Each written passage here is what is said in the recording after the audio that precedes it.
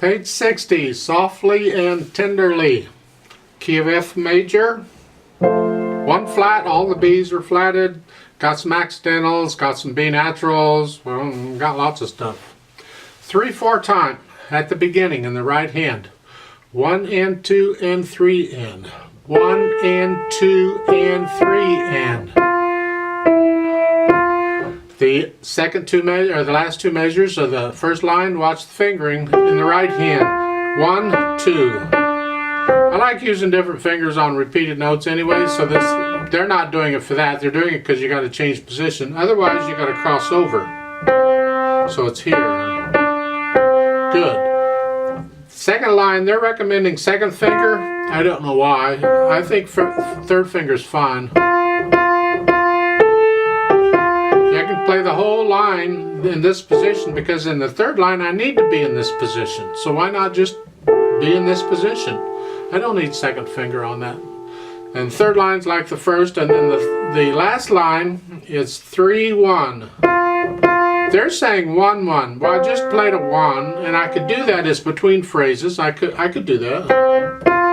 But it's unnecessary. I just lift up and use third finger for the first one, and then 1. If you want.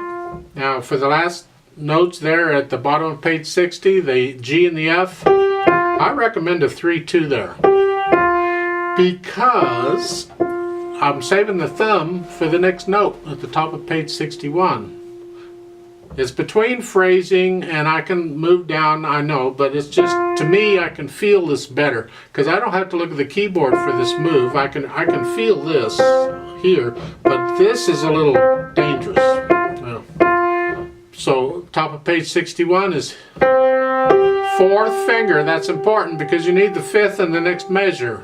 They're saying third finger. I disagree. I just stay here. So 4 and then for the A, fifth finger.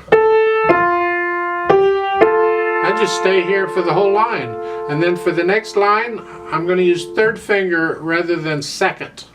But I can do this with 4, 3. See, I'm in this position for the first line, and then the second line for the first note, I'm just going to go ahead and use 4 and then 3. And then for the next measure is 2-4, not 1-3. And then 2-3. This gets a little tricky, so let's go over this carefully. The melody is the top note. I want to play that legato if I can, and I want to feel it. So I don't want these other notes interfering with it. So for the second line, I'm going to use third finger on those G's in the first measure.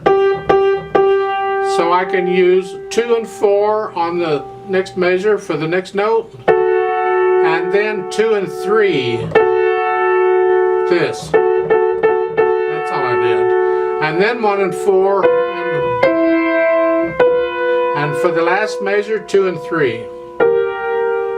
I would encourage you to try that out because they want you to do 1 and 3. And you're feeling the melody. They got that part right. That's right.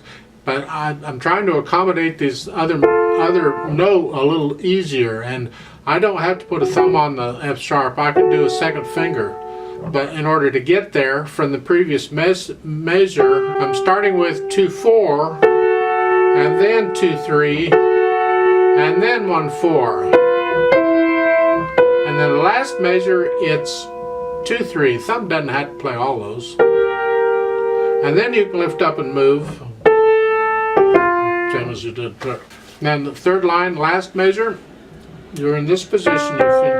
I recommend you lift up and use second finger on the F, not thumb. And the last line, the eighth note comes first. 1 and. And we're going to hold that out an extra count or so, and then we have another pause. So I'm going to be quiet for a beat. And then we play another note. We're going to hold it out one extra beat because it's got a fermata, and then we go on. And then there's a ritardondo on the end. I'm not going to retardando with a metronome, but you would if you're playing it. And then at the end, well, I'll come back to that. Left hand is all supporting. It's just staying soft out of the way. 1 chord, 4 chord. Second line, 4-2, 1-3, 3-1, 5-7 chord.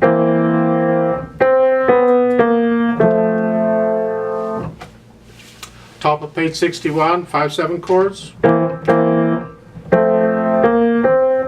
Second line on page 61, I recommend a 4-1 here because I want the 5 for the next note. And then this is the second measure, second line, you're here. I recommend a second finger on the G because it's there, and then a 5 here. I don't need a thumb. To me, that's awkward. No. Here, second finger. And then lift up and move. That's pretty much it. When you do the retardando at the bottom, it's the left hand that gets to slow down because the right hand's just hanging on. So however faster you're going at the beginning,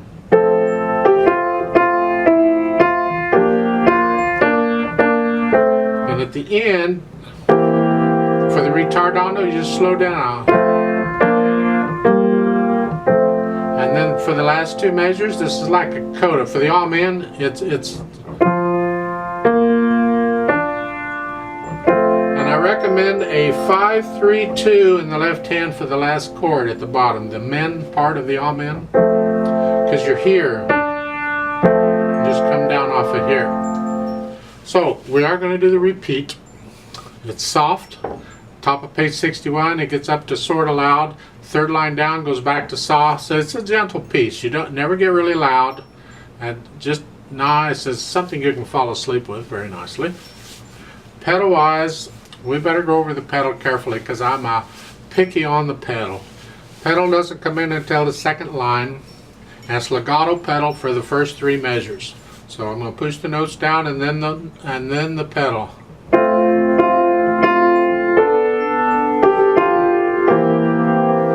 I'm not crazy about pedaling the second measure because we're smearing this. That's not softly and tenderly. It might be softly, it ain't tenderly.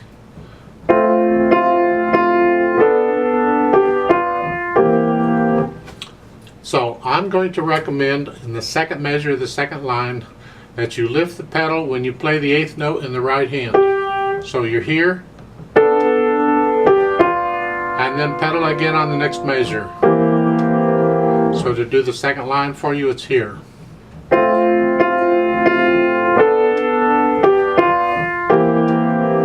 And then lift the pedal up with the left hand before you play the last measure there. So there's a little break in the sound in the left hand. The right hand stays down, it's tied, so it's here. And then the right hand comes up. The bottom line, you can pedal it just like they're telling you to. It's fine. Just make sure it's overlapping pedal. In other words, you change the pedal after you play the notes, not when you do them. At the end of the page, on page 60, the pedal comes up with the hands, so there's silence before you go on. Go ahead and push the pedal down at the top of page 61, like they're telling you, right after you play the G in the right hand. Then lift the pedal up with the right hand so there's silence, the A's by itself. So the first line on 61.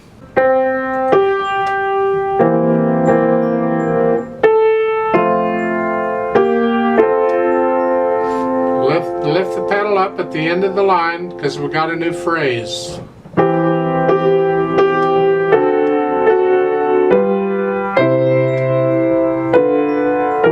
And you can pedal it just like they're telling you to in the second line. It's a legato pedal for the first sort of 2 measures. Then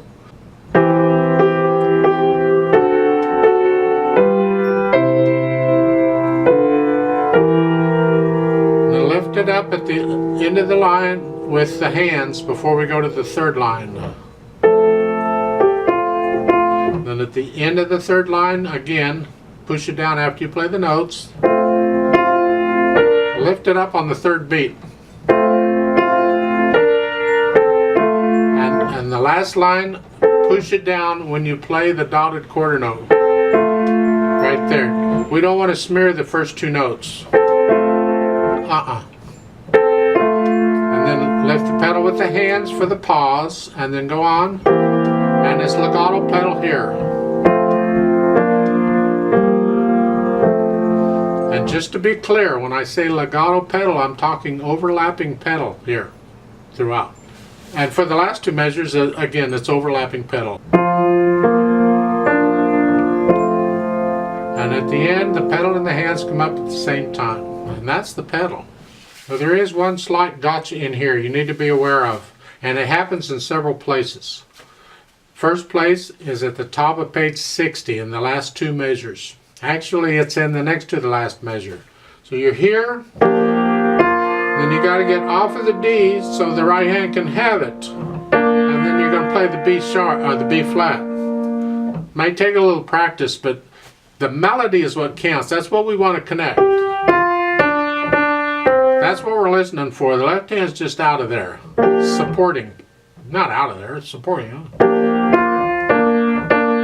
So you just got to get off of the D a little early with the left hand. Let's try this together very slowly and see what we get.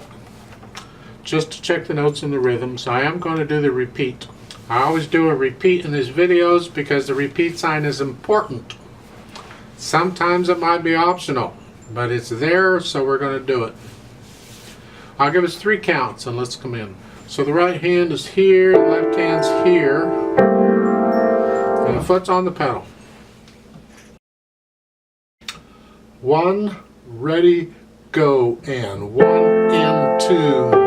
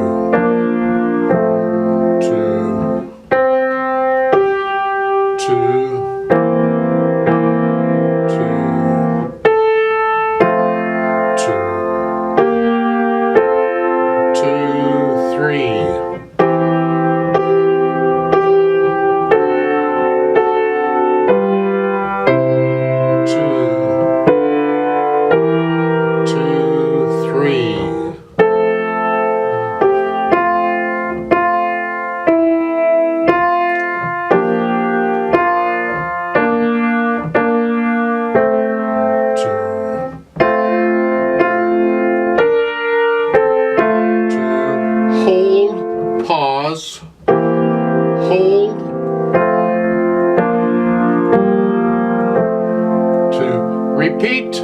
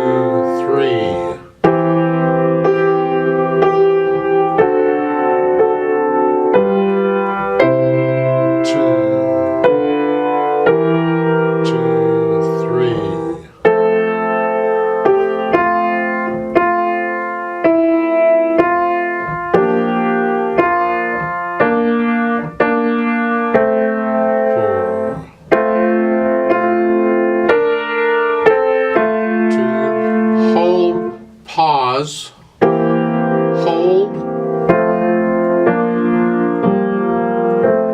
2, 3,